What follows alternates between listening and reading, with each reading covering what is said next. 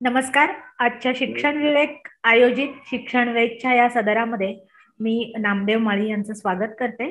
नामदेव माळी हे मूळचे शिक्षक असून शिक्षक, गट शिक्षण अधिकारी, लेखक, संपादक आणि एक कार्यकर्ता, शिक्षण व्यवस्थेतला एक कार्यकर्ता अशी त्यांची एक ओळख आहे.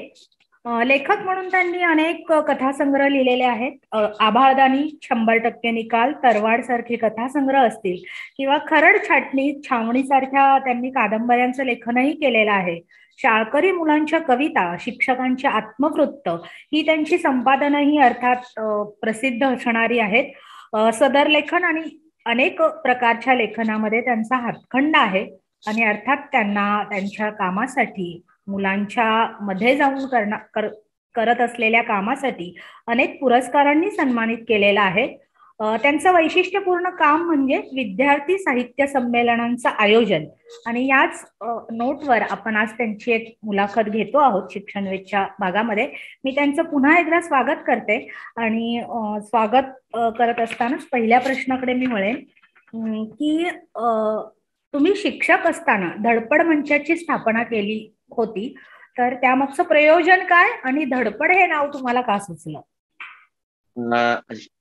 धडपड मंचाची स्थापना ही शिक्षक असताना नाही, तर मी गट शिक्षण अधिकारी म्हणून पंचायत समिती खटाव वडूज, जिल्हा सातारा या ठिकाणी काम करत होतो. माझ्या अगोदरचे अनुभवी गट शिक्षण अधिकारी म्हणून काम केलेले आरजी आणि नरळे हे सोलापूर जिल्ह्यामध्ये अशाच प्रकारचं चांगलं काम करत होते आणि तो शब्द मी ऐकलेला होता. आणि प्रत्येक ठिकाणी, प्रत्येक तालुक्यामध्ये असे काही धडपडणारे, स्वतःहून काम करणारे, स्वतःहून प्रेरित झालेले काही शिक्षक असतात.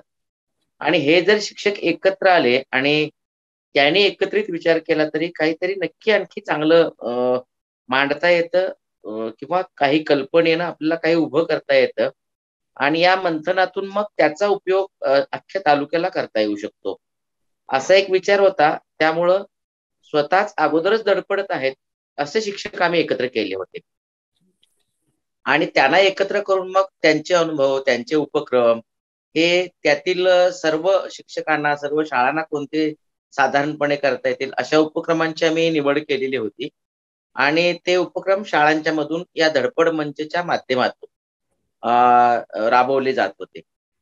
अर्थात मग ज्यांना गरज आहे, ज्या शिक्षकांना आणखी मदतीची गरज आहे, त्यांच्यासाठी हे धडपड मंच कार्यकर्ते त्यांना मदत करतात. शिक्षण संस्थेच्या मार्फत या धडपड मंचच्या कार्यकर्त्यांचं, मित्रांचं एक वर्कशॉप, एक कार्यशाळा तालुका लेवलला घेतलेली होती आणि मग पूर्ण तालुक्यामध्ये ते उपक्रम राबवले जाऊ लागले. म्हणजे धडपडीतूनच निर्माण झालेली ही धडपड मंच, हा धडपड मंच आणि त्यातून गट शिक्षण अधिकारी या नात्याने तुम्ही केलेलं काम तसं सर्वश्रुत आहे. आणि कार्यशाळांचं जे काही तुम्ही करता, कार्यशाळा घेता, त्या कार्यशाळांची ओळख मला वाटतं सांगली आणि परिसर आणि एकूणच महाराष्ट्राला आहे. तर गट शिक्षण अधिकारी असताना तुम्ही शाळांना भेटी दिलेल्या आहेत, वेगवेगळ्या शाळांना भेटी दिलेल्या आहेत, तर त्या भेटी देण्यामागचं प्रयोजन काय होतं आणि तेव्हा काही तुम्ही नियम निकष ठरवले होते का? भेटी देण्याचं मुख्य कारण असं की साधारणपणे सरकारी शाळा असतील, जिल्हा परिषदेच्या किंवा महानगरपालिकेच्या, समाजामध्ये या शाळांच्या विषयी, शिक्षकांच्या विषयी फारसं चांगलं बोललं जात नाही.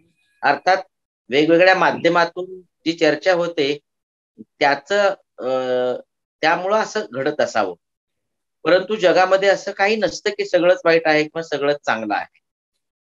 सरकारी शाळांमध्ये सुद्धा चांगले शिक्षक काम करतात आणि काही शाळा चांगल्या आहेत हे मला समजत होतं, दिसत होतं. माझ्या अवतीभोवती वावरणारे काही केंद्रप्रमुख असतील, विस्तार अधिकारी असतील, काही शिक्षक असतील, त्यांच्या शाळांच्या मधलं काम त्यांचं खूप छान होतं. आणि मग हे जर जसं धडपड मंचचं चांगलं काम करणारे शिक्षकाचा उपयोग मला तालुक्याला होऊ शकतो, तर महाराष्ट्रामधल्या अशा काही शाळा मी बघितल्या आणि त्यांना थोडीशी प्रसिद्धी दिली किंवा ते काय करतायत ते इतरांना कळालं, तर जे काम करतायत त्यांनाही प्रेरणा आणि प्रोत्साहन मिळेल याच्याशिवाय जे ते वाचतील त्यांनाही त्यांच्या शाळामध्ये जे शक्य आहे ते ते करू शकतात. हा त्याच्या पाठीमागचा मुख्य हेतू होता. मला वाटतं शाळा निवडताना काही निकष ठेवले होते का? काही निकष ठेवलेले नव्हते किंवा काही पूर्वनियोजनही फारसं केलेलं नव्हतं. पण मला समजलं की या भागामध्ये एक चांगली शाळा आहे. तर त्या शाळेविषयी थोडीशी जुजबी माहिती घेणं, काय चाललंय समजून घेणं आणि त्या शाळेत गेल्यानंतरच मग जे काही दिसतं आहे चांगलं, म्हणजे निकष ठरवले की तुम्ही तुमची फुटपट्टी लावता आणि तुमच्या नजरेतून त्या शाळेकडे बघता. मी माझ्या नजरेतून त्या शाळेकडे नाही बघितलेलं. माझ्या नजरेच्या जोडीला काम करणाऱ्यांची काय नजर आहे, त्याचा काय हेतू आहे, त्यांना काय अभिप्रेत आहे, त्यांना काय साध्य करायचं आहे, हे पहिल्यांदा समजून घेतलं आणि त्यांनी काय चांगलं केलेलं आहे. कारण सगळ्याच शाळांमध्ये सगळंच चांगलं नसतं. एखादी दुसरी गोष्ट चांगली असू शकते किंवा विविध गोष्टी चांगल्या असू शकतात. मग अशा वेगवेगळ्या ठिकाणच्या चांगल्या चांगल्या गोष्टी जर समजल्या तर आपल्या शाळेतले थोडं आणि दुसऱ्या शाळांच्या मधलं थोडं असं करून शिक्षकांना काम करता येईल. म्हणून माझी कोणतीही पट्टी मी लावलेली नव्हती. जसा एखादा कॅमेरा फिरवावा तशी फक्त मी माझी नजर फिरवत होतो आणि त्यांना समजून घेत होतो, त्यांच्या उपक्रमांना समजून घेत होतो, मुलांना समजून घेत होतो, पालकांना समजून घेत होतो आणि यातून सगळं चांगलं काय कसं घडतं आहे, त्या घडण्यामागची मागची प्रेरणा आणि प्रक्रिया काय आहे हे समजून घेत होतो. आणि मग माझा जो मूळचा अनुभवाचा विचार असेल, काही वाचनातून आलेला विचार असेल, त्याची जोड त्या लेखनाला दिलेली होती आणि हे कसं चांगलं आहे हे माझ्या विचारातून माझ्या चिंतनातून मी त्या लेखांच्या मधून मांडलेलं आहे. मला वाटतं शाळा भेटमध्ये ह्याच सगळ्या शाळांना भेटी दिल्यानंतरची त्यांची वैशिष्ट्य तुम्ही नमूद केलेली आहेत. तर त्यातल्या काही वैशिष्ट्यपूर्ण शाळांबद्दल तुम्ही आता इथे काही प्रेक्षकांना सांगू शकाल का? कसं आहे की प्रत्येक शाळेचं वैशिष्ट्य वेगळं आहे. मी तुम्हाला बोलतो. कोंढाण्याच्या पायथ्याला कोंढणपूर नावाची शाळा आहे. तिथल्या शिक्षकांनी काही रद्दीतली चित्र असतील, त्या चित्रांचा उपयोग इंग्रजी संभाषणासाठी, इंग्रजी अभिव्यक्त होण्यासाठी केलेला आहे किंवा झाडं जगवलेली आहे. काही शाळांच्या मध्ये परसबागेचं सुंदर काम आहे. काही शाळांच्या मध्ये मुलांना बोलकं करण्याचं काम आहे. काही शाळांच्या मध्ये खेळ किंवा खेळांच्या माध्यमातून शिक्षण किंवा कविता गायन आणि त्याच्यासाठी सगळी मुलं त्याच्यामध्ये सहभागी होतील अशा स्वरूपाचं काम आहे. काही ठिकाणी वाचनालयाचा चांगल्या रीतीनं कसा वापर करता येईल, मुलं वाचती कशी होतील, मुलांच्या मध्ये शिस्त कशी येईल याच्यासाठी काम केलेलं आहे. त्याच्यासाठी पालकांचा सहभाग घेतलेला आहे. त्या नावासह जसं आता मी उल्लेख केला तसं उपळीच्या शाळेमध्ये दुपारची सुट्टी झाली किंवा शिवाजीनगरची या 2 सातारा जिल्ह्यातल्या शाळा आहेत. मधल्या सुट्टीमध्ये मुलं त्यांना नित्याचं झालेलं आहे. जसं दुपारचं शालेय पोषण आहार मधला भात खातात मुलं, तो भात खाऊन झाला रे झाला, की ते आपोआपच त्या पुस्तकाची टोपली असेल, काही बॉक्स असेल, ते उचलून मैदानात, व्हरांड्यात बसतात आणि एकमेकांना पुस्तकं वाटतात आणि वाचतात. किंवा वाचन कुटी काही ठिकाणी उभी केलेली आहे, झाड आहे, पार आहे. तिथं मुलं वाचत बसतात. काही ठिकाणी कार्यानुभवचं काम मुलं चांगलं करतात. गटात काम चांगलं करतात. म्हणजे प्रत्येकाचं वैशिष्ट्य वेगळं आहे. बंटी नावाचा मुलगा, त्यानंतर जलालपूरच्या शाळेतला एक मुलगा, ही 2 मुलं तशी दिव्यांग आहेत. काहीतरी त्यांच्याकडे कमतरता आहे. पण तिथल्या शिक्षकांनी जलालपूरच्या शाळेतला मुलगा तर तो बँड मध्ये वाजवायचा, म्हणजे त्याला बाकी काही येत नव्हतं. पण तो ढोल चांगला वाजवू शकतो किंवा उपळीच्या शाळेतला बंटी आहे, तो ताशा चांगला वाजवायचा. म्हणजे प्रत्येक मूल शिकावं म्हणून जे शिक्षक धडपडत आहेत, ही धडपड पण तिथं आपल्याला दिसते. मी तुम्हाला जलालपूरचं उदाहरण देईन की गावातली दारूबंद व्हावी म्हणून तिथल्या शिक्षकांनी प्रयत्न केलेले आहेत. म्हणजे शाळेच्या जोडीला शाळेतल्या शिक्षणाबरोबरच शाळेतलं शिक्षण चालू आणि चांगलं व्हायचं असेल तर घरातलं वातावरण सुद्धा चांगलं निकोप असायला पाहिजे. ही शिक्षकांची तळमळ आहे. त्या तळमळीतून तिथली दारूबंदी सुद्धा शिक्षकांनी गावामध्ये केलेली आहे. किंवा गारगोटीच्या परिसरातल्या काही शाळा आहेत, तर तिथल्या शाळा शिष्यवृत्ती परीक्षेचं काम चांगलं करतात. मग काही शाळांच्या मध्ये मुलांना क्षेत्रभेटीला घेऊन जाण्याचा पायंडा असतो. म्हणजे एकच एक असं नाही.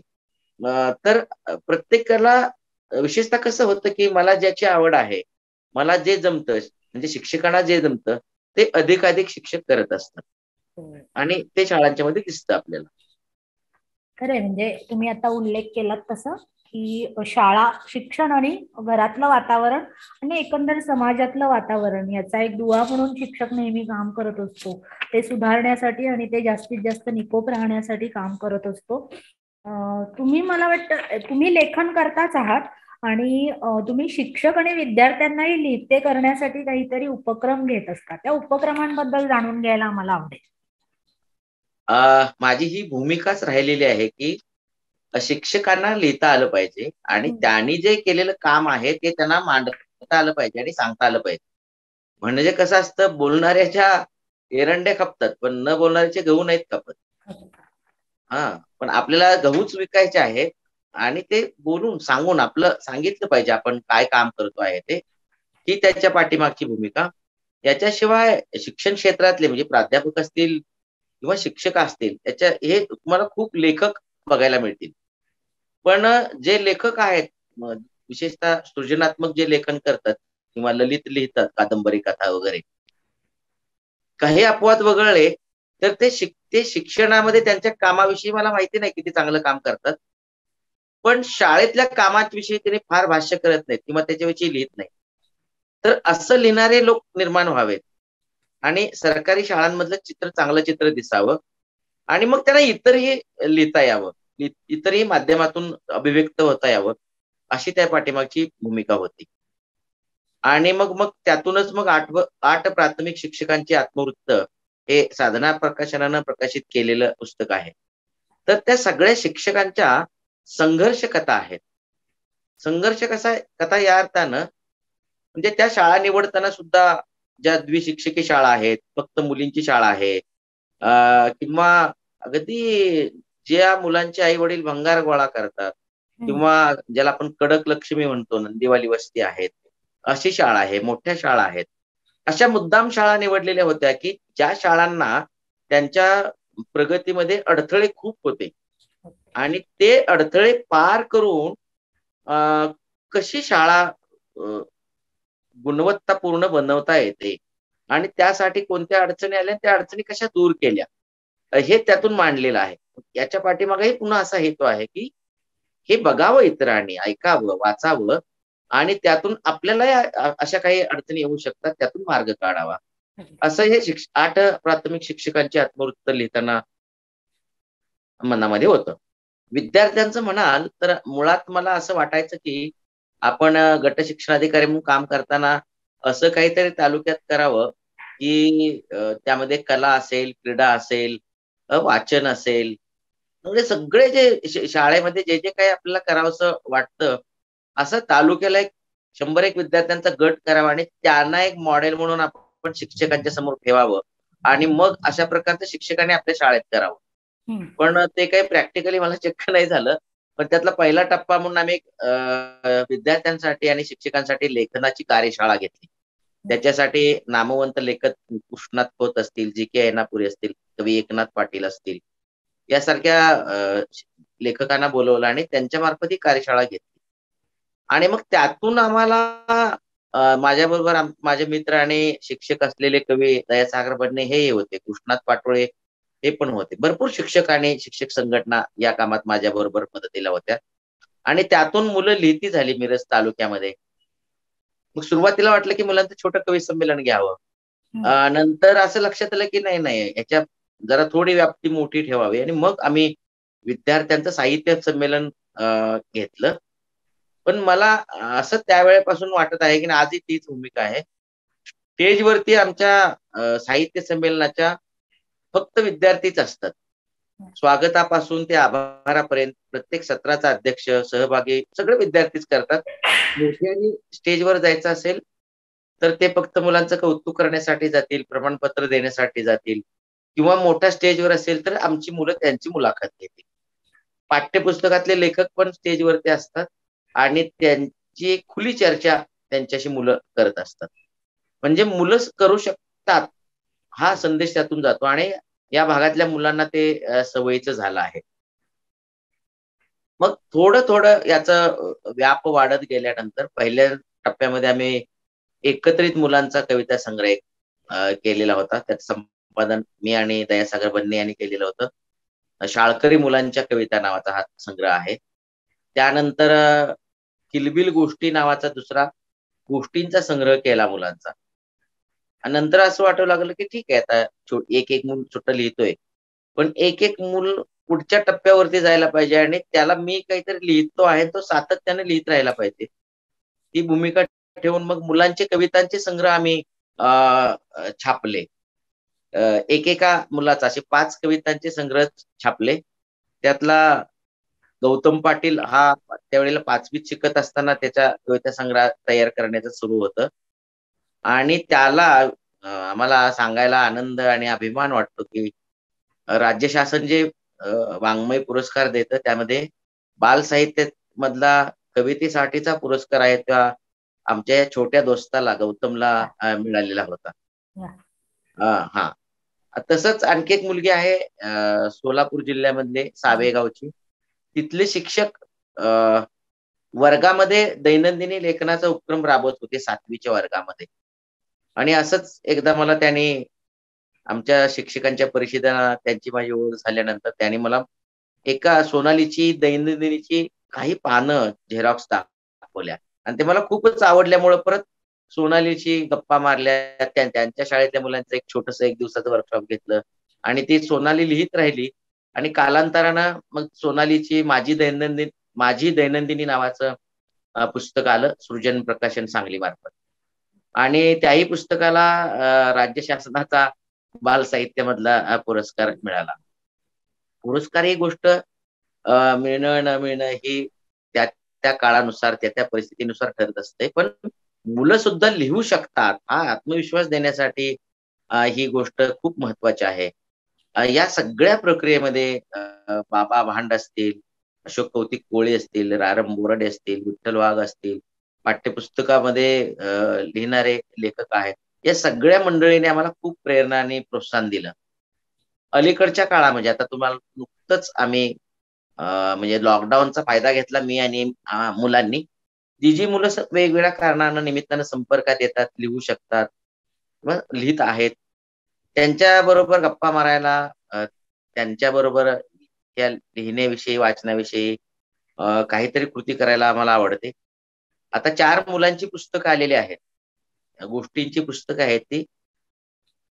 एक मुलगा मात्र माझ्या तालुक्यातला माझ्या परिसरातली मुलं आहेत 3 आणि एक आहे कोल्हापूर जिल्ह्यातला शिक्षण तज्ञ लीलाताई पाटील यांची जी शाळा आहे सृजन आनंद विद्यालय तिथल्या सुचिता मॅडम आणि इतर सगळ्या शिक्षक आहेत त्यांनी त्या मुलाला घडवलेलं आहे.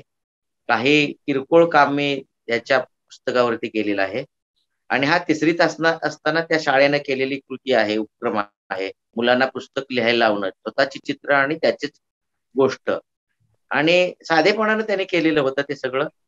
पुस्तकं वाचून पुस्तकाचं प्रकाशन असं केलेलं होतं. तो मुलगा माझ्या संपर्कात आल्यानंतर मल्हारच्या गोष्टी नावाचं त्याचं पुस्तक प्रकाशित झालंय 14 नोव्हेंबरला. ही 4ही पुस्तकं 14 नोव्हेंबरला बालदिनानिमित्त प्रकाशित झाली. आणि बाकीची 3 मुलं आहेत. एक मुलगी आता 6वीला शिकते, एक मुलगा 7वीला शिकतोय आणि एक मुलगा 10वीला शिकतोय. अशी खूप सुंदर अशी पुस्तकं आलेली आहेत. सगळी 4 कलर मध्ये आहे, आर्ट पेपरवरती छापलेली आहे.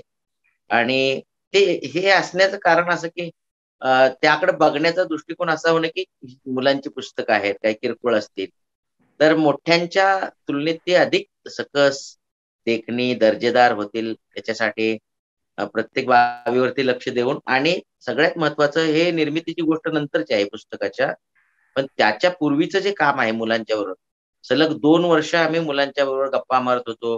सुट्टीच्या दिवशी बसत होतो, ऑनलाईन त्यांच्याशी गप्पा मारत होतो.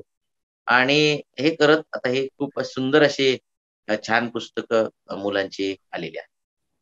वा, म्हणजे मुलांनी लिहितं होणं यासारखा वेगळा आनंद नसेल आणि तुम्ही तो स्वतः घेताय आणि वाचकांनाही देताय. त्याबद्दल तुमचं अभिनंदन. खरं तुम्ही आत्ता एक उल्लेख केलात की तुम्ही विद्यार्थी साहित्य संमेलनं घेता, ती संपूर्णपणे विद्यार्थी हाताळतात. पण मग मला असा प्रश्न आहे की त्यातल्या आशयासंदर्भात, त्यातल्या सत्रांसंदर्भातली काही वेगळी माहिती तुम्ही देऊ शकाल का इथे? हा हा हा, खूप छान. तुम्ही योग्य प्रश्न विचारलात.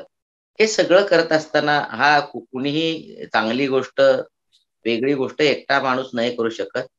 तर माझ्याबरोबर विशेषतः मिरज, सांगली जिल्ह्यातील आणि विशेषतः मिरज तालुक्यातील शिक्षक आहेत, शिक्षकांच्या संघटना आहेत. हे आमचं काम म्हणजे शाळांच्या मध्ये लेखनाचं काम मुलांचं चालूच असतं. पण साहित्य संमेलनाची तयारी साधारण 1 महिना आम्ही करत असतो.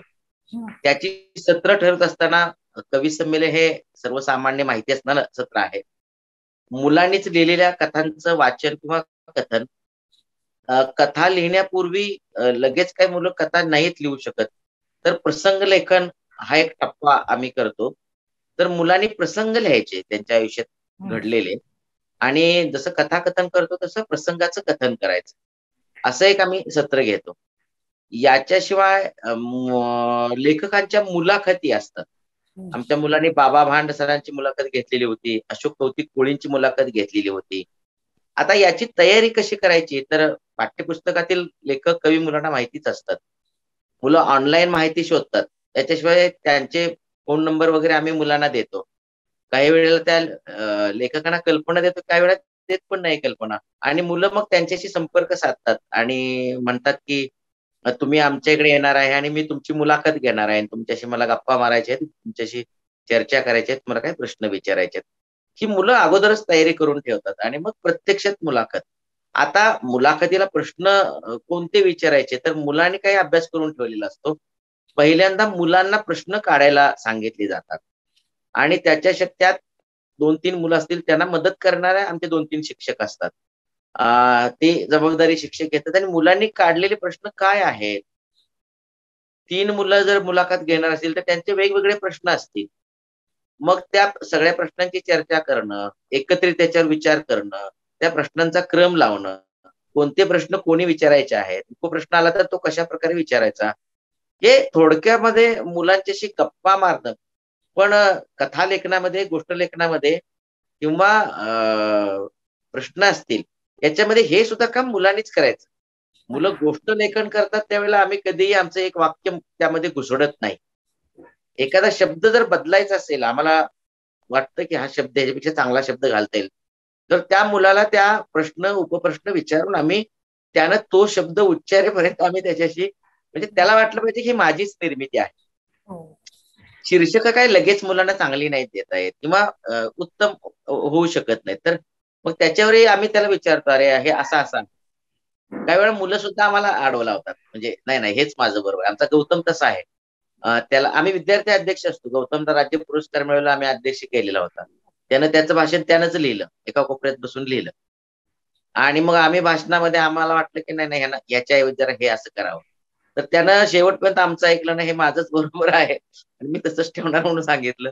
आणि आम्ही ते मान्य केलं आणि आम्हाला नंतर पटलं की अरे आम्ही म्हणतो ते बरोबर नाही, गौतमचंच बरोबर होतं. असंही होतं काही वेळेला. तर मुलांची तयारी मुलंच करतात. ज्याला आपण शिकण्यामध्ये आता सुलभक हा एक शब्द वापरतो. तो सुलभतेनं वापरतो आपण, पण प्रत्यक्षात सुलभकाचं काम आम्ही आम्ही आम्ही करतो, पण ते कमी होताना दिसतं. तर तिथं आम्ही सुलभकाची भूमिका बजावत असतो आणि आणि मुलं स्वतःच करावं. ज्ञानरचनावादामध्ये मूल स्वतः शिकतं असं आपण म्हणतो आणि आपण फक्त त्याला शिकण्याची परिस्थिती निर्माण करायची. विद्यार्थी साहित्य संमेलन असेल, कार्यशाळा असेल, मुलाखत घ्यायची, ही परिस्थिती आम्ही त्याच्यासमोर ठेवलेली आहे. म्हणजे पाणी आहे, पाणी, भोपळा वगैरे मटेरियल आहे, सगळं सायकल आहे. शिकण्यासाठी जे साहित्य साधनं उपलब्ध आहेत, त्यावेळी मूल शिकत आहे. त्याला संमेलनच नसेल, कार्यशाळाच नसेल. खरं तर ही नंतरचे टप्पे आहेत सगळे हे. आताची पाठ्यपुस्तकं आणि अभ्यासक्रम बघितला तर तिन्ही आपल्याकडं ज्या भाषा आहेत, हिंदी असेल, इंग्रजी असेल, मराठी असेल किंवा उर्दू असेल, या सगळ्या भाषांच्या मध्ये आता जे आम्ही लोकांना वेगळं वाटतं आहे, हे अजिबात वेगळं नाही. हे शाळेमध्ये करायचं काम आहे. शाळेमध्ये चित्रवर्णन आहे, प्रसंग लेखन आहे, गोष्ट लेखन आहे, कविता लेखन आहे, हे पत्र लेखन आहे, दैनंदिनी आहे, बातमी लेखन आहे.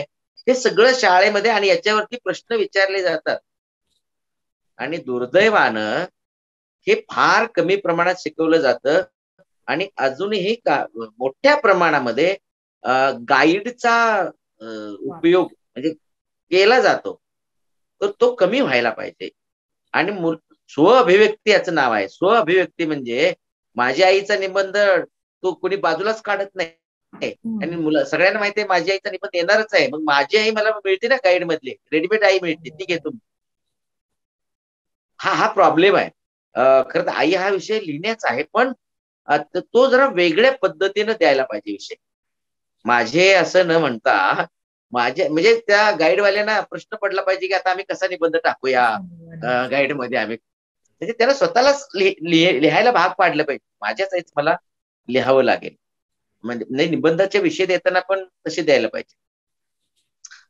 तर ही जी सत्र आहे, तुमचा मूळ प्रश्न सत्रांचं तयारी करता कशी करता, मी जर थोडंसं विषयांतर झालं माझं, असं प्रत्येक सत्राला आम्ही असंच करतो की मुलांनी फक्त मुलांच्या बरोबर आम्ही असतो. म्हणजे खरं तर मला आता इथे मुद्दाम असं म्हणावं असं वाटतंय की उद्याच्या अखिल भारतीय साहित्य संमेलनाचे जे कोणी पाईक आहेत ते तुम्ही ह्या विद्यार्थी साहित्य संमेलनातून घडवताय आणि ती संमेलनं चांगली होतील अशी एक आशा अपेक्षा आपण बाळगू शकतो. असं एक विद्यार्थी साहित्य संमेलनाच्या निमित्ताने मला म्हणावं असं वाटतंय. खरं तर आता तुम्ही एकूणच शाळा, त्यातल्या शिकवण्याच्या पद्धती सुलभक म्हणून शिक्षकाने करावयाचं काम, याबद्दलही जाता जाता एका ओळीची का होईना टिप्पणी केली. तर मला तुम्हाला पुढचा प्रश्न विचारायचा आहे की शिक्षणाकडे तुम्ही कसं पाहता, एक लेखक म्हणून, एक गट शिक्षण अधिकारी म्हणून आणि मुलांमध्ये काम करणारा एक कार्यकर्ता म्हणून. खर तर जग खूप बदललेलं आहे. म्हणजे आता आपण समोरासमोर बसून नाही बोलत, फार दुरावतो. तुम्ही पुण्यातून बोलताय, मी सांगलीतून बोलतो आहे. आणि हा बदल आपण स्वीकारलेला आहे, त्याचा अवलंब करतो आहे. शिक्षणामध्ये मी म्हणेन की शाळेतला खडू, फळा, पाठ्यपुस्तक या गोष्टी, वेळापत्रक या शाळेत असायलाच नाही. कारण त्या चौकटीत अडकल्यामुळं, हे तुमच्या मनामध्ये असू द्या, तुमच्या घरामध्ये असू द्या, तुमच्या अभ्यासासाठी असू द्या, स्टाफरूम मध्ये असू द्या.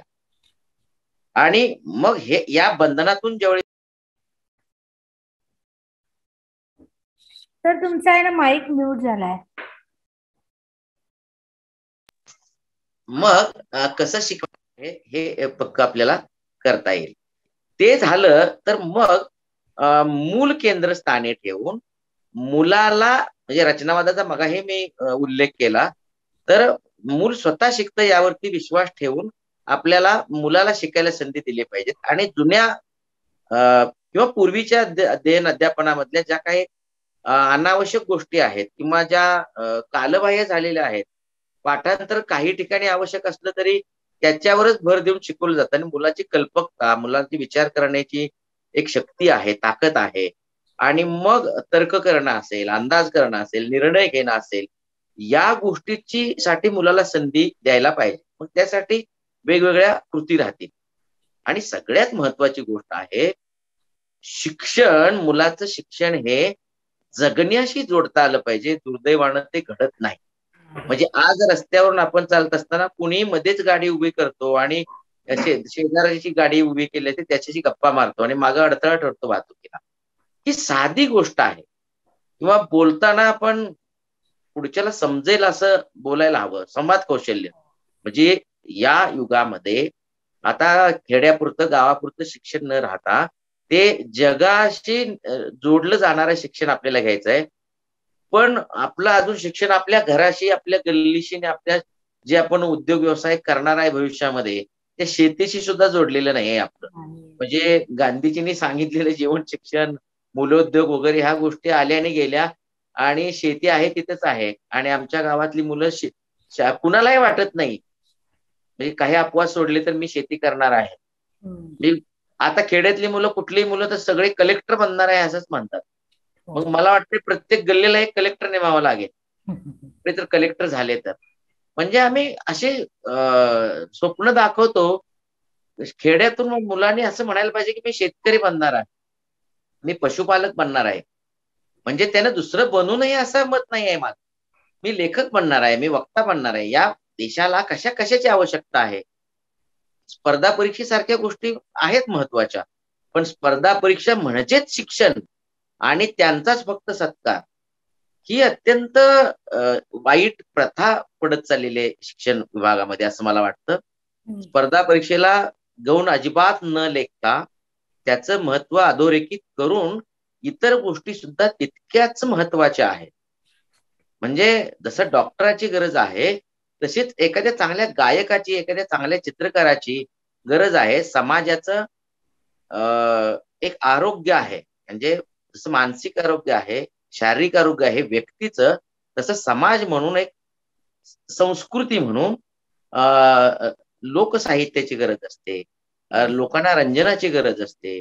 लोकांना इतरही खूप अशा गोष्टी आहेत की समाजाचं स्वास्थ्य चांगलं राहावं आणि समाज उन्नत व्हावा, संस्कृती उन्नत व्हावी, असं घडणारं शिक्षण मिळायला पाहिजे. म्हणजे आपल्याकडे लोकसाहित्याचं शिक्षण शाळेत देणारी व्यवस्था नाही आहे. वाद्याचं शिक्षण देणारी व्यवस्था नाही. ती संकुचित आहे पण संकुचित आहे. त्याला कसं करता येईल आणि समाजाला शिक्षणाशी कसं जोडून घेता येईल असं काहीतरी विचार करून आपल्याला याच्यावरती तसं शिक्षण मिळायला पाहिजे असं आम्हाला वाटतं. खरंय. म्हणजे समाज स्वास्थ्य ही खूप महत्वाची आहे. ही भावना आजकाल कमी होते की काय, अशी परिस्थिती निर्माण झाल्याच्या काळामध्ये तुम्ही हे महत्वाचं विधान करताय की समाज स्वास्थ्य देखील तितकंच महत्वाचं आहे आणि प्रत्येक व्यवसायही तितकाच महत्वाचा आहे. बरोबर. प्रत्येकाने कलेक्टर होण्यापेक्षा प्रत्येकाने कुणीतरी शेतकरी होणं, कुणीतरी गायक होणं आणि कुणीतरी चित्रकार होणं, कुणीतरी लेखक होणं किती आवश्यक आहे याचं भान तुम्ही आता तुमच्या मुलाखतीतून दिलेलं आहे. आजच्या या शिक्षण वेधच्या भागामध्ये आपण आलात आणि एक चांगला उपक्रम विद्यार्थी साहित्य संमेलनाचा आणि एकंदरच शिक्षण व्यवस्थेबद्दल बोललात, त्याबद्दल शिक्षण विवेक तर्फे मी आपले आभार मानते.